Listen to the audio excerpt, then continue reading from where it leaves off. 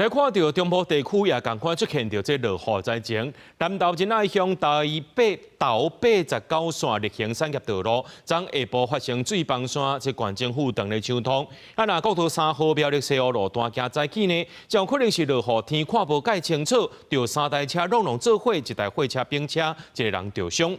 另外，這台中的公益路上款呢，昨暗有一間連鎖的藥妝店大型扛棒，雄落落來，對着經過轎車。同美國水沉水石啊，一直衝出來，規大片土石流，一下都甲規條車路砍去，車已經無法度過。等一下可能就沒有辦法走了。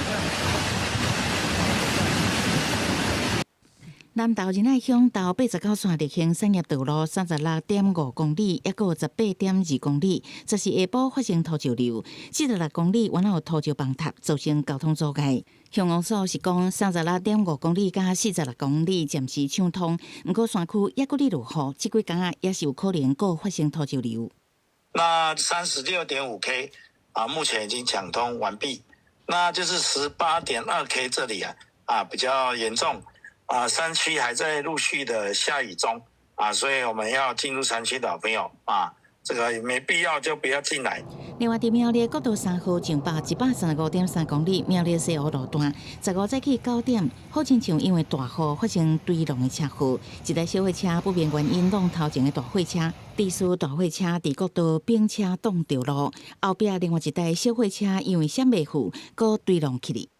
各車駕駛人9測值均為0，現場於10:06分排除。對攏意外，敢若大貨車肇事的駕駛手有去弄到刺傷，無性命危險。三個駕駛攏無啉酒賽車，肇事原因還佫調查。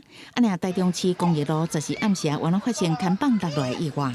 我來這邊買東西，然後剛停完車，剛走到這個門口，就聽到砰一聲很大聲，就全部砸下來。後續將依據招牌廣告物及樹立廣告管理辦法及建築法相關的規定，依法來做查處。公益路這間出名的連鎖藥妝店，大型看板頂懸查的災日，好親像因為連續落大雨，向陽規片攏崩落來。講到天地下骹一台自用小客車，車來一個女乘客也無法度出來。